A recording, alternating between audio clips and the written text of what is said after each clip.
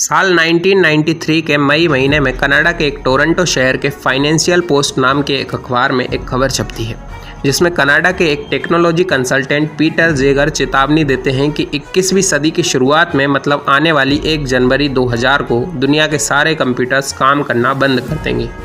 और दोस्तों, साल 1995 तक आते आते ये छोटी सी खबर कई रूपों में उत्तरी अमेरिका, यूरोप और जापान तक फैल जाती है। 1997-98 तक दुनिया के हर कोने में इस खबर को दुनिया का सबसे बड़ा संकट माना जाने लगता है।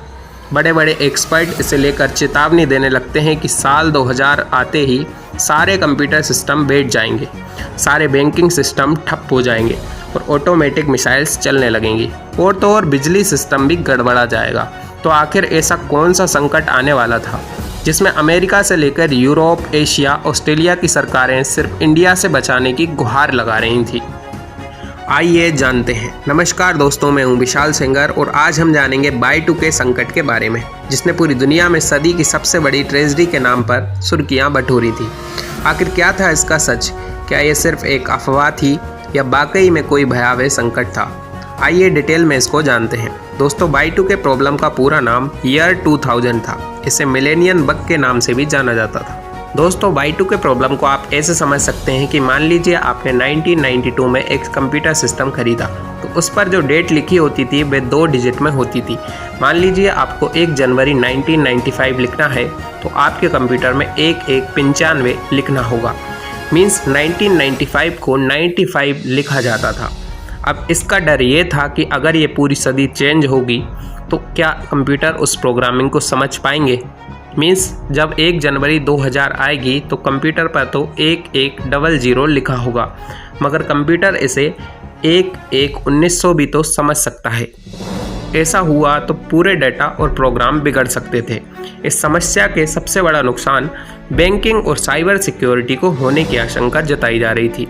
अमेरिका का पूरा सिस्टम ही इसकी वजह से बैठ सकता था। वहाँ की पावर ग्रिड से लेकर बैंक सेवाएं, शेयर मार्केट, सब कुछ इलेक्ट्रिक कंप्यूटर पर ही टिका हुआ था। एक्चुअली दोस्तों, Y2K प्रॉब्लम शुरू होने का मेन रीज़न 1960 के दशक में बनाए गए कंप्यूटर्स थे। तब इन कंप्यूटर्स की मेमोरी और मास स्टोरेज बहुत महंगे होते थे और इस मेमोरी की लागत $1 पर बिट हुआ करती थी। इतनी महंगी मेमोरी होने के कारण कंप्यूटर की प्रोग्रामिंग में 2 डिजिट तक के डेट वाले डाटा को यूज़ किया जाने लगा था।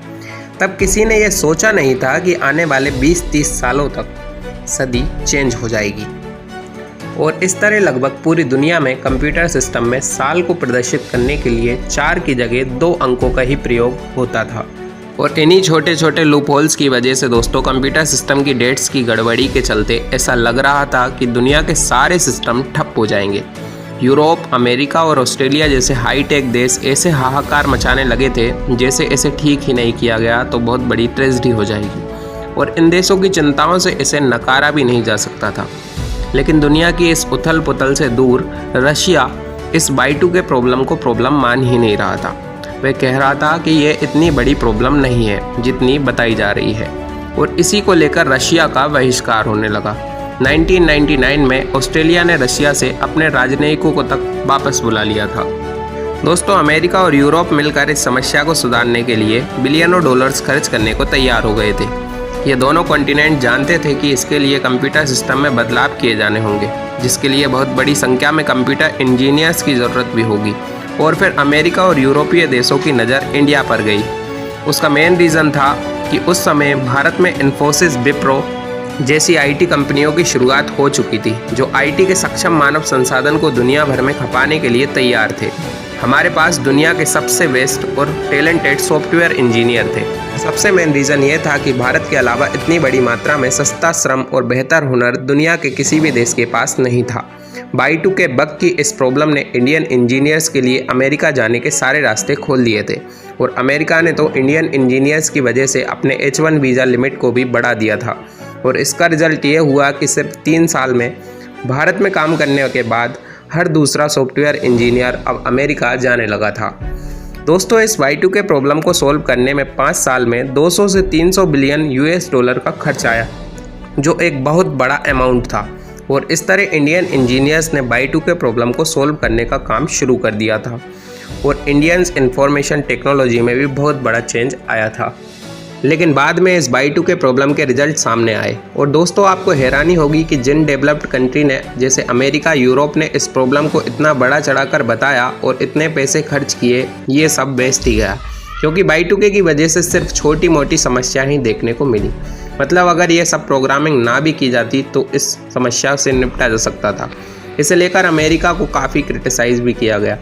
मगर रिज़ल्ट जो भी रहा हो, इस Y2K प्रॉब्लम ने इंडिया को जो IT बूम दिया वह हमारे लिए एक गोल्डन पीरियड बनकर आया, क्योंकि इंडियन सॉफ्टवेयर कंपनियां Y2K बग को ठीक करने के काम में जुटी हुई थी।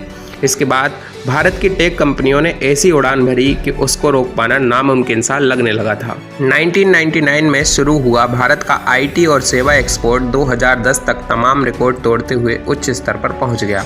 वहीं उस समय भारतीय तकनीकी कंपनियों के कुल रेवेन्यू का लगभग 40% हमें Y2K बग को ठीक करने से मिलने वाले ठेकों से आता था। और Y2K बग प्रॉब्लम को ठीक करने से इंडिया और अमेरिका के रिलेशन अच्छे बनने लगे। शायद यही बड़ा कारण था कि माइक्रोसॉफ्ट और IBM जैसी कंपनियों ने भारतीय कंपनियों को इस काम के लिए आउटसोर्सिंग सौंप दी थी। इसके बाद भारतीय इंजीनियर्स की डिमांड अमेरिका में तेज़ी से बढ़ने लगी और उस समय record 15 lakh Indian software engineers America में अपनी सेवाएं दे रहे थे। और फाइनली रिजल्ट ये हुआ कि इससे न केवल भारतीय कंपनियों ने पैसा कमाया, बल्कि Y2K प्रकरण ने भारत की IT कंपनी को अंतर्राष्ट्रीय बाजार में पहुंचाने की राह आसान बना दी, जिसके दम पर आज इंडियन सॉफ्टवेयर व्यवसाय इतना आगे पहुंच चुका है। उम्मीद है आपको ये डॉक्यूमेंट्री ज़रूर पसंद आई होगी। वीडियो पसंद आता है तो वीडियो को लाइक, शेयर, सब्सक्राइब जरूर करें। धन्यवाद।